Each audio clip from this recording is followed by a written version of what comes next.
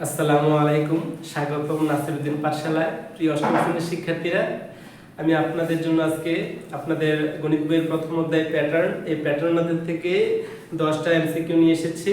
যারা বৃত্তি পরীক্ষা দিবেন তাদের জন্য খুবই গুরুত্বপূর্ণ। প্যাটার্নের থেকে টোটাল আমি 44টা এমসিকিউ করাবো ইনশাআল্লাহ। এই 44টা থেকে আপনাদেরকে প্রশ্ন যেভাবেই করুক না কেন আপনারা এমসিকিউ আনসার করতে পারবেন। তো আজকে ভিডিওতে মূলত আমি 10টা এমসিকিউ সমাধান করব। তো বন্ধুরা, আমরা শুরু করি ক্লাসটি। দেখেন, প্রথম যে সমস্যাটা আমি দিয়েছি 3, 10, 17, 24, 31 এর পরবর্তী সংখ্যাটি কত? তো আপনারা যদি এই প্যাটার্নটা সমাধান করতে চান তাহলে এই যে প্যাটার্নটা আছে বা ধারাটা আছে এটার পাশাপাশি ব্যবধান দেখবেন এই যে 3 এবং 10 এর ব্যবধান কত? 10 থেকে যদি 3 বিয়োগ দেন থাকবে কত? 7। আবার যদি 17 থেকে 10 বিয়োগ দেন থাকবে কত? 7। 24 থেকে 17 বিয়োগ দেন থাকবে 7। 31 থেকে 24 বিয়োগ দেন থাকবে 7। অর্থাৎ সবগুলা যে সংখ্যা আছে পাশাপাশি ব্যবধান হচ্ছে কত? 7। যেহেতু পাশাপাশি ব্যবধান 7, প্রত্যেকবার 7 করে বাড়তেছে। দেখেন, 3 এর সাথে যদি 7 যোগ করি হবে 10, আবার 10 এর সাথে যদি 7 যোগ করি 17, 17 এর সাথে 7 যোগ করলে 24, 24 এর সাথে 7 যোগ করলে হয় 31। আচ্ছা, এই বন্ধুরা 31 এর সাথে 7 যোগ করলে কত হবে? 38। তাহলে এর পরবর্তী সংখ্যাটি কত হবে? 38। তো এই ধরনের সমস্যা কিন্তু আপনাদের পরীক্ষায় থাকতে পারে। তো 2 নম্বর যে সমস্যাটা আছে দেখি, 1, 4, 9, 16, 25 এর পরবর্তী সংখ্যাটি কত? তো এটাও আমরা পাশাপাশি ব্যবধান দেখব সবার আগে। তো দেখেন, এই যে প্যাটার্নটা আছে 4 থেকে 1 গেলে কত থাকবে? 3। আমরা সব সময় দ্বিতীয় সংখ্যা থেকে প্রথম সংখ্যাটা বিয়োগ দেব, দ্বিতীয় সংখ্যা থেকে প্রথম সংখ্যাটা বিয়োগ দিয়ে ব্যবধানটা বের করব। তো দেখেন, 16 থেকে 9 গেলে কত থাকবে? আচ্ছা, এটার আগে 9 থেকে 4 গেলে কত থাকবে? 5।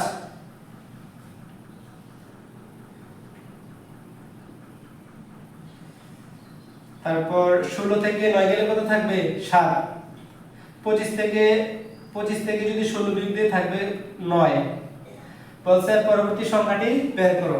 তাহলে আমরা এই ব্যবধান কিন্তু সমান পাচ্ছি না। আমরা এর আগে যে এমসিকিউটা সমাধান করছি ওইখানে ব্যবধান কিন্তু সমান ছিল, যার কারণে আমরা এটার সাথে 7 যোগ করে আমরা পরবর্তী সংখ্যাটা বের করে ফেলছি। কিন্তু এখানে দেখেন ব্যবধান কিন্তু সমান না, ব্যবধান হচ্ছে কি এলোমেলো 3, 5, 7, 9। তো দেখেন এই ব্যবধানগুলো এবার আমরা খেয়াল করব, ব্যবধানগুলোর পার্থক্যগুলো দেখব, ব্যবধানগুলোর পার্থক্য দেখব। এই যে ব্যবধান বের হইছে, দেখেন 5 থেকে 3 বিয়োগ দিলে কত? 2। 7 থেকে 5 বিয়োগ দিলে কত? 2। 9 থেকে 7 বিয়োগ দিলে কত? 2। তাহলে পাশাপাশি ব্যবধান 2। এই পার্থক্যগুলোর পাশাপাশি ব্যবধান হচ্ছে 2।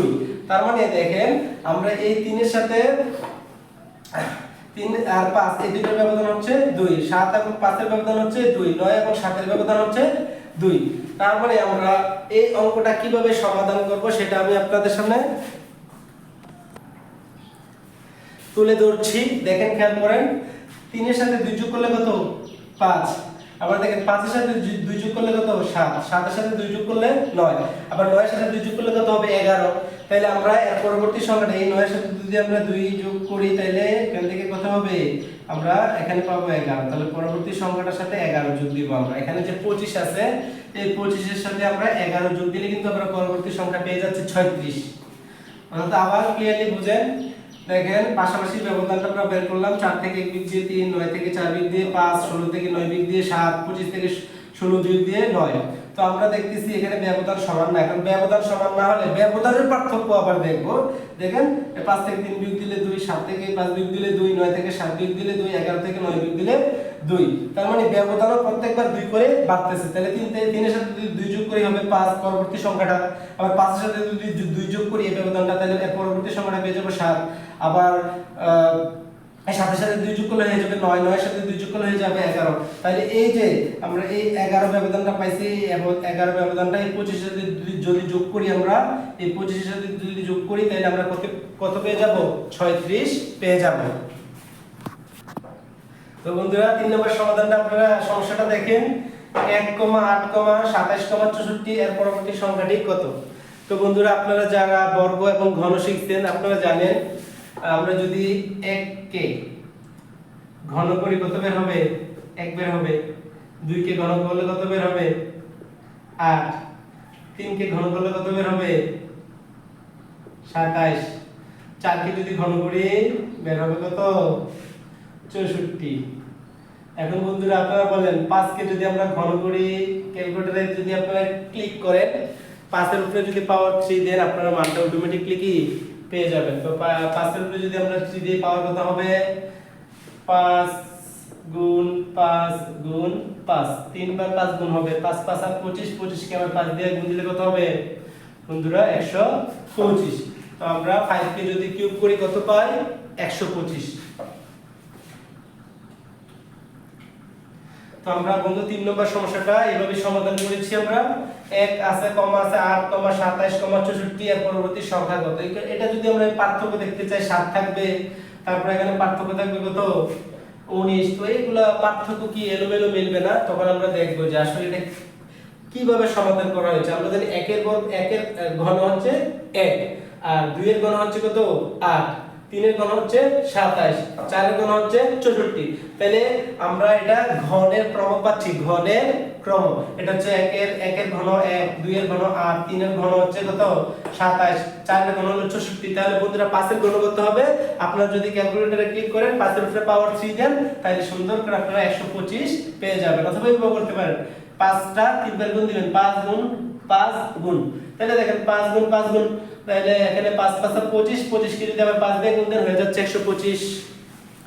তারপর আপনারা বন্ধুরা আমরা 4 নম্বর সমস্যাটা সমাধান করব। দেখেন এই 1, 5, 6, 11, 17, 28 এর পরবর্তী সংখ্যাটি কত। তো এটা আমরা কিভাবে সমাধান করব সেটা এখন আমরা দেখব। তো বন্ধুরা আপনারা সবাই খেয়াল করেন, এই যে সংখ্যাটা 1, আমি যদি এই 1 এর সাথে 5 যোগ করি কত হবে 6। আবার এই 5 এর সাথে যদি 6 যোগ করি সংখ্যা কত হবে 11। এই যে দেখেন পরের সংখ্যাটা পেয়ে যাচ্ছি। আবার দেখেন এই 6 এর সাথে যদি 11 যোগ করি তাহলে হবে 17। দেখেন পরের সংখ্যাটা 17 হয়ে যাচ্ছে। আবার দেখেন এই 11 এর সাথে যদি এই 11 এর সাথে যদি 17 যোগ করি কত হবে 28। এই যে দেখেন 28 পেয়ে যাচ্ছি। আবার দেখেন এই 17 এর সাথে যদি আমরা 28 যোগ করি তাহলে আমরা পরবর্তী সংখ্যাটা পেয়ে যাব। 17 এর সাথে যদি 28 যোগ করি বন্ধুরা কত হবে 45। তার মানে কি দেখেন এই পরপর দুইটা সংখ্যার যোগফল তার পরের সংখ্যা সমান হচ্ছে। এই ধরনের সংখ্যাকে সাধারণত বলা হয় ফিবোনাক্কি অঙ্ক বা সারি। তো এই ধরনের অঙ্কগুলা দেখবেন পরপর দুইটা সংখ্যার যোগফল তার পরের সংখ্যা সমান হয়। দেখেন 1 এর সাথে 5 যোগ করলে কত হবে 6। আবার দেখেন 5 আর 6 যোগ করলে কত হবে 11। আবার 6 আর 11 যোগ করলে কত হবে 17। 11 আর 17 যোগ করলে হবে 28। তাহলে 17 আর 28 যোগ করলে কত হবে 45। এই যে 17 যোগ 28, 28 যোগ করলে কত হয় 45। 7 8 15 আর আছে 2 1 3 3 1 4, 45 হয়ে গেছে। তাহলে এটার উত্তর কত হবে বন্ধুরা 45। তো এরকম ফিবোনাক্কি সংখ্যাগুলো তোমাদেরকে দিয়ে দিবে, তোমরা কি করবা তোমরা পরপর দুইটা সংখ্যা একসাথে যোগ করবা। এইভাবে আর কি যে 1 এর সাথে 5 যোগ করলে হয় 6, তার মানে এটার কাজ শেষ, এটার কাজ শেষ। আবার এই 5 এর সাথে 6 যোগ করলে হবে 11, তার মানে এটার কাজ শেষ। এবার এই 6 এর সাথে 11 যোগ করবা কত হবে 17, এর পরের সংখ্যাটা পেয়ে যাবে, এটার কাজ শেষ। তো এইভাবে এটার সাথে এটা যোগ করবা তার মানে এটার কাজ শেষ। আবার এটার সাথে এটা যোগ করবা তার মানে এটার কাজ শেষ। তো এইভাবে কি আমরা সংখ্যাগুলো বের করব।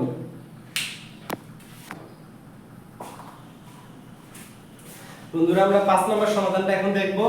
দেখেন 0, 1, 1, 2, 3, 5, 8,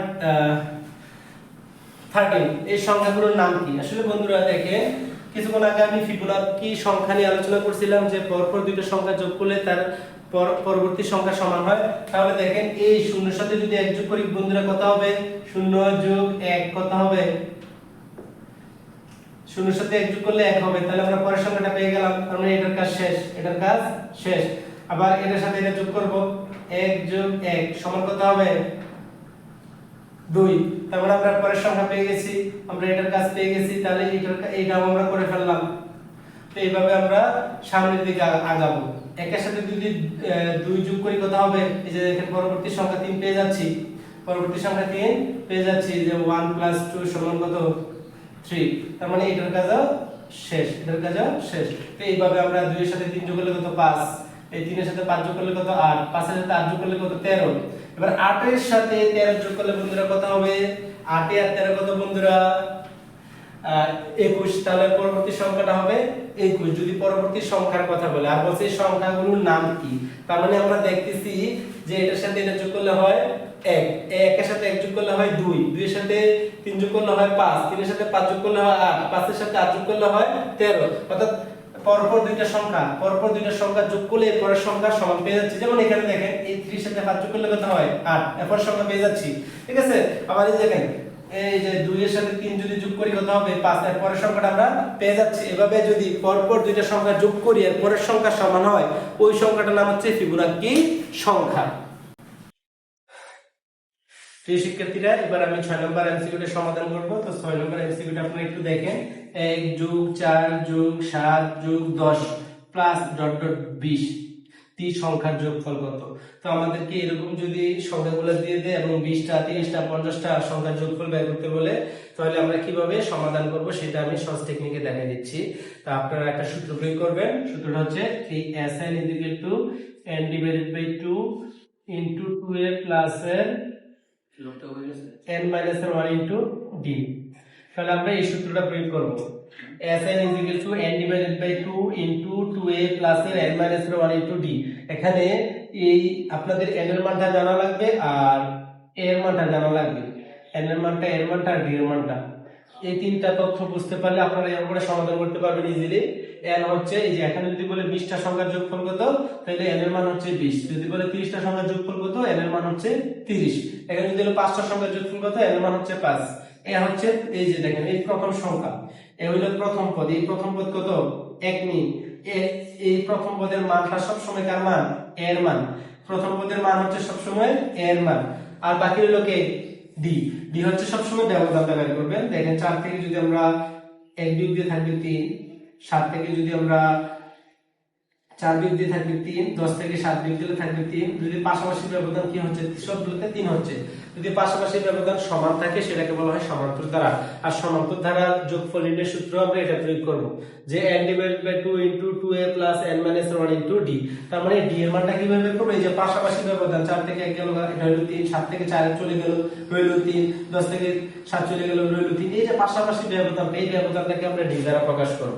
আর n হচ্ছে এখানে কয়টা সংখ্যার যোগফল বের করতে বলছে সেটা হচ্ছে n এর মান।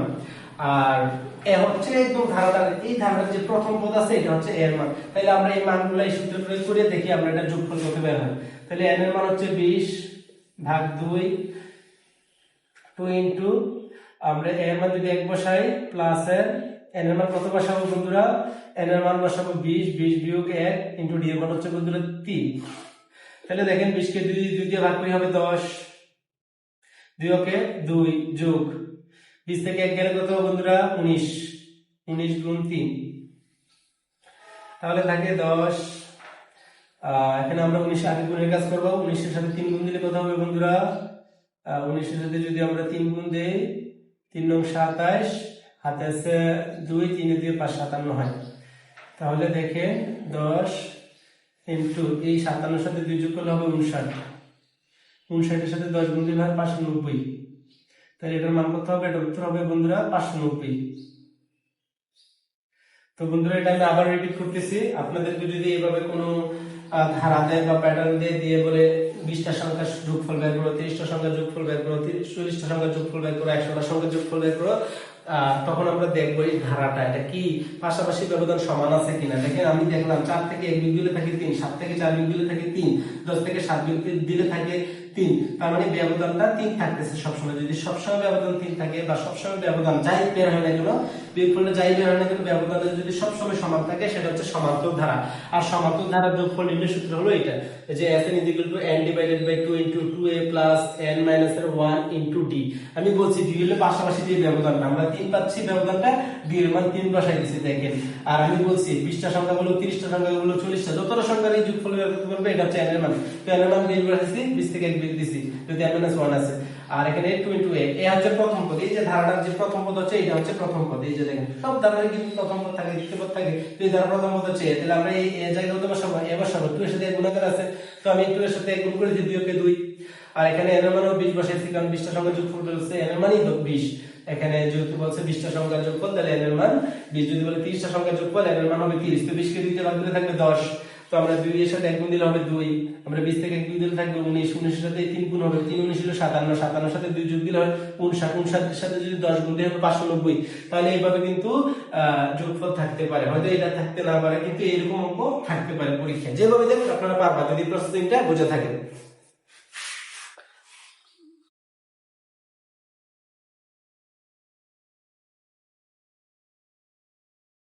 তো বন্ধুরা এখন আমি 7 নম্বর সমস্যার সমাধান করব। 1 থেকে 20 পর্যন্ত মৌলিক সংখ্যা কয়টি? তো আপনারা সবাই জানেন মৌলিক সংখ্যা কাকে বলে, যে সংখ্যাকে 1 এবং ওই সংখ্যা ছাড়া অন্য কোনো সংখ্যা দিয়ে ভাগ করা যায় না, তাকে বলা হয় মৌলিক সংখ্যা। শুধু 1 দিয়ে ভাগ করা যায় এবং ওই সংখ্যা বলতে আমি যদি বলি 3 বা 2, এই 2 দিয়ে 2 কে ভাগ যাবে, ঠিক আছে, আর 1 দিয়ে যাবে, ঠিক আছে। তো আমরা জানি সবচেয়ে ক্ষুদ্রতম মৌলিক সংখ্যা হচ্ছে 2।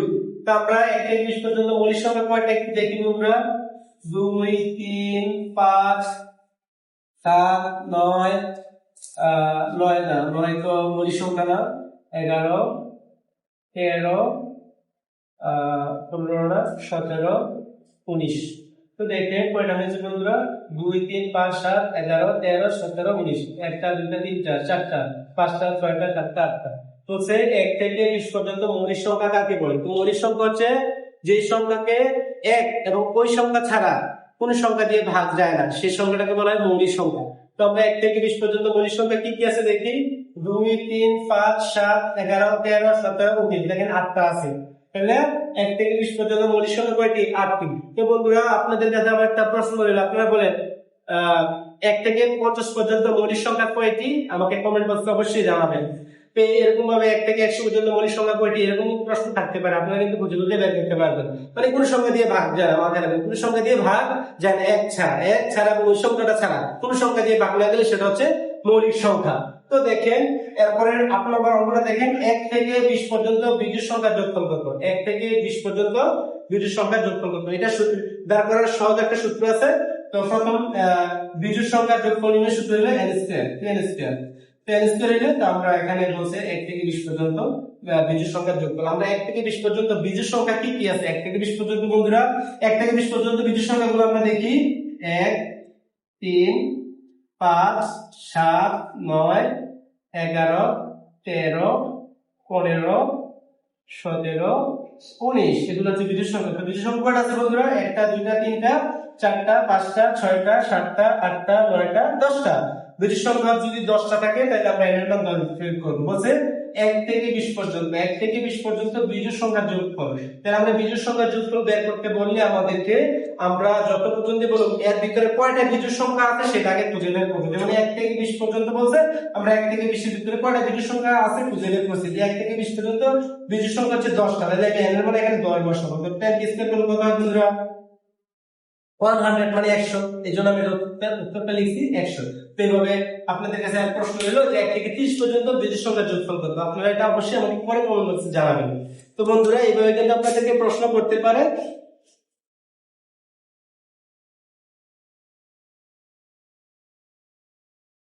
বন্ধুরা এবার আমরা 9 নম্বর সমস্যাটা দেখি। 9 নম্বর সমস্যায় আছে দেখি 1 যোগ 2 যোগ 3 যোগ 4 যোগ 5 প্লাস 10 যোগ 50 সমান কত?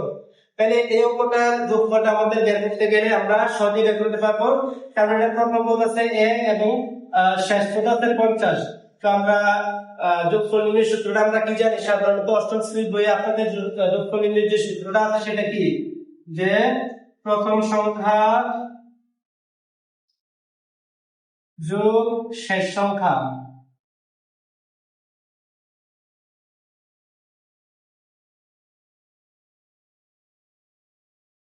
গুণ পদ সংখ্যা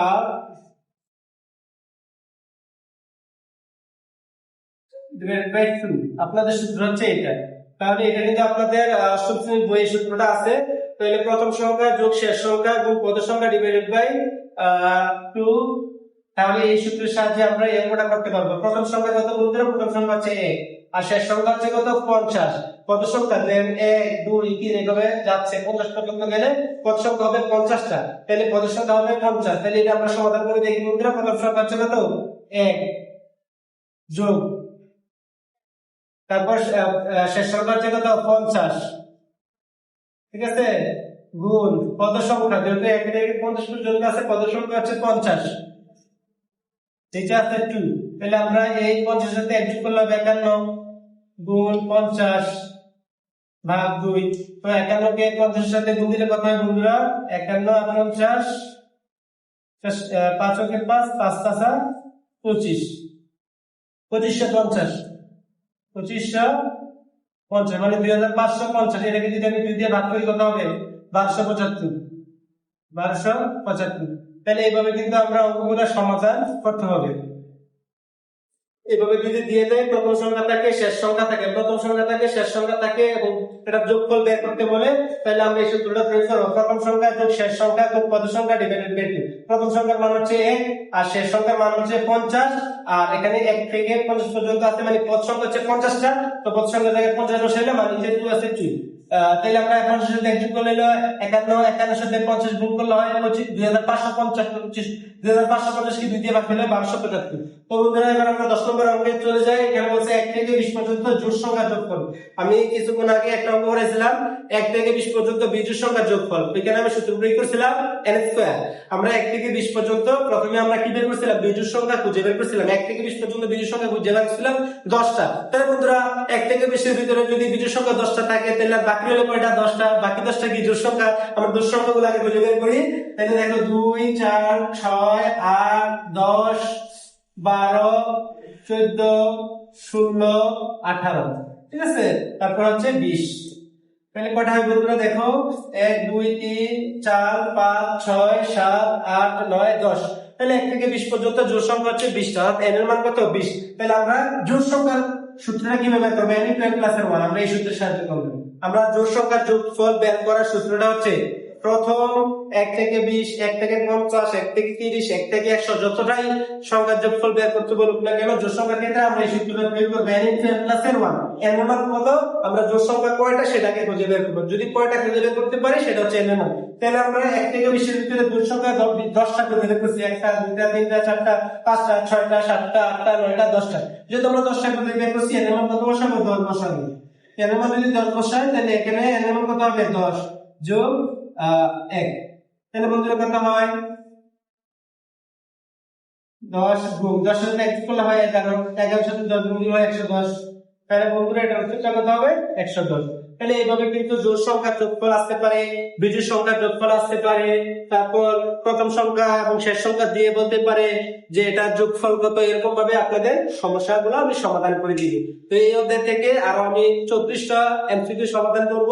তো 34টা এমসিকিউ এবং এই 10টা এমসিকিউ যদি আপনারা সমাধান করতে পারেন, প্যাটার্নের মধ্যে এমন কোন এমসিকিউ থাকবে না যে আপনাকে আটকাইতে পারবে।